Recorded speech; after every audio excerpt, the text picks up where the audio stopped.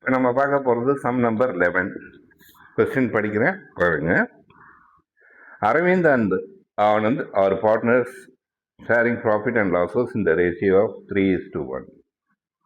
Balances in their capital account on April 1st, 2019 were Arvind rupees 4,40,000 and Anand rupees 2,60,000.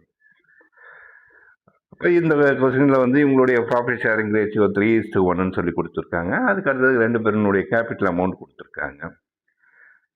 As per their agreement, partners were entitled to interest on capital at 5% per annum. அப்போ interest on capital 5% கொடுத்துருக்காங்க. அதே மாதிரி interest on drawings வந்து, அதாவது interest on drawings was to be charge at 6% per annum. இப்போ இந்த இதில் வந்து நமக்கு எதுவுமே இன்ஸ்ட்ரக்ஷன் எதுவுமே கொடுக்காத காரணத்தினால நீங்கள் இன்ட்ரெஸ்ட் ஆன் டிராயிங்ஸ் வந்து 6 monthsக்கு மட்டும் கண்டுபிடிச்சி போட்டால் போதும். அடுத்தது, Arvind was allowed an annual salary of rupees 35,000 for the additional responsibilities taken by him. அப்போ அரவிந்துக்கு சேலரி கிடைக்குது. எவ்வளோ அமௌண்ட் கிடைக்குதுன்னா 35,000 கிடைக்குது. Partners drawings for the year where Aravind 40,000 and Anand 28,000. Profit loss account of the firm for the year ending 31st March 2020 showed a net loss of rupees 32,400.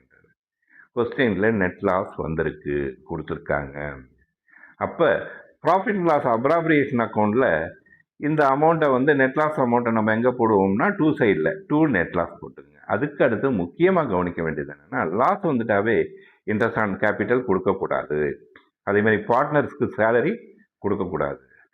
But ஆனால் பிஸ்னஸுக்கு பொறுத்த வரைக்கும் collect பண்ணக்கூடியது, பார்ட்னர்ஸ்கிட்டேருந்து collect பண்ணக்கூடியது இன்ட்ரெஸ்ட் ஆன் டிராயிங்ஸ் மட்டும்தான் உங்களுக்கு வரும்.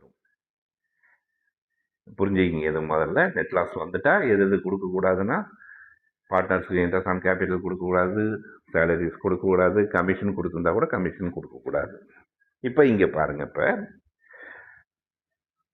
Profit loss appropriation account சம்பளம் பொறுத்த வரைக்கும் பார்க்கும்போது நமக்கு நெட் லாஸ் வந்திருக்கு. அப்போ 2 சைடில் 2 ப்ராஃபிட் லாஸ் அக்கௌண்ட் அல்லது 2 நெட் லாஸ் டைரெக்டாகவே போட்டால் சரி தான். எவ்வளோ அமௌண்ட்னா 32,400. அதுக்கு அடுத்தது இன்ட்ரெஸ்ட் ஆன் டிராயிங்ஸ் மட்டும்தான் வரும்னு சொல்லியிருக்கேன். இன்ட்ரெஸ்ட் ஆன் கேபிட்டல் வராது, இன்ட்ரெஸ்ட் ஆன் சேலரிஸ்லாம் வராது. காரணம் என்னன்னு சொல்லிட்டேன் உங்களுக்கு முதல்லையே. அப்போ இன்ட்ரெஸ்ட் ஆன் டிராயிங்ஸ் பொறுத்த வரைக்கும் அரவிந்துக்கு 40,000 into 6/100 into 6/12 எவ்வளோ அமௌண்ட்னா 1,200.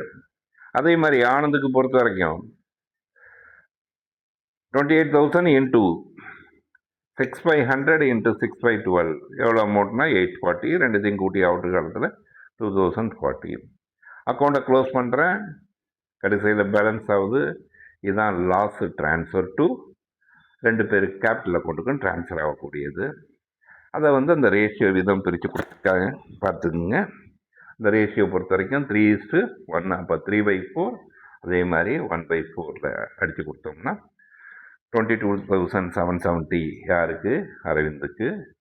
அதே மாதிரி ஆனந்துக்கு பொறுத்த வரைக்கும் பார்க்கும்போது 7,590.